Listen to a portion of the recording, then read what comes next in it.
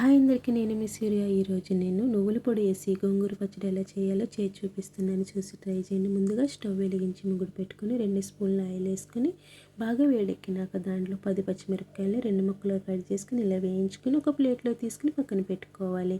తర్వాత 6 కట్టల గోంగూర, అంటే చిన్న కట్టలు 6 కట్టల గోంగూర ఆకుల్ని ఇలా తుంచుకుని శుభ్రంగా కడుక్కున్న తర్వాత చూడండి, అదే మూడులో వేసుకుని మూత పెట్టుకొని బాగా ఉడకనివ్వాలి. చూడండి, వాటర్ అవసరం లేదు. ఇది మూత పెట్టగానే వాటర్ వచ్చి ఇలా దగ్గరికంటే ఉడికిపోతుంది. చూడండి, ముద్దలాగా అయిపోయింది కదా. ఇప్పుడు స్టవ్ ఆఫ్ చేసుకొని మిక్సీ గిన్నెలో ముందుగా మనం వేయించుకున్న పచ్చిమిర్చిలో వేసుకొని కచ్చపిచ్చగా చేసుకోవాలి. అదే దాంట్లో గోంగూర వేసుకొని రుచికి సరిపడా సాల్ట్ కూడా వేసుకొని మరీ మెత్తగా చేసుకోవద్దు. కచ్చాపిచ్చగా ఉంటేనే మనకు రైస్లోకి బాగుంటుంది. చూడండి, నేను చూపిస్తున్నాను ఇలాగా.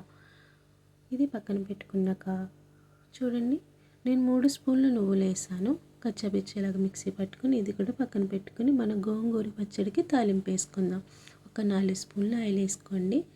ఒక ఎల్లుల్లిపాయను నేను ఇలా రేకలన్నిటిని ముక్కలుగా కట్ చేసుకుని వేయించుకున్నాను. 1 స్పూన్ జీలకర్ర, 1 స్పూన్ ఆవాలు, 2 ఎండుమిరపకాయలు, 2 రెమ్మలు కరివేపాకు, కొద్దిగా ఇంగువ కూడా వేసుకోండి. ఇలా వేసుకున్న తర్వాత మనం ముందుగా మిక్సీ పట్టించుకున్న గోంగూరని వేసుకుని బాగా కలుపుకోవాలి. చూడండి, ఇప్పుడు నువ్వుల పొడి కూడా ఇలా వేసుకోవడం వల్ల నువ్వుల పొడి వేసుకుంటే మన హెల్త్కి కూడా మంచిది. తరువాత పులుపు కూడా అంత ఉండదు అన్నమాట. గోంగూర పులుపుగా ఉంటుంది కదా, అంత పుల్లగా ఉండదు. చూడండి, గోంగూర పచ్చడి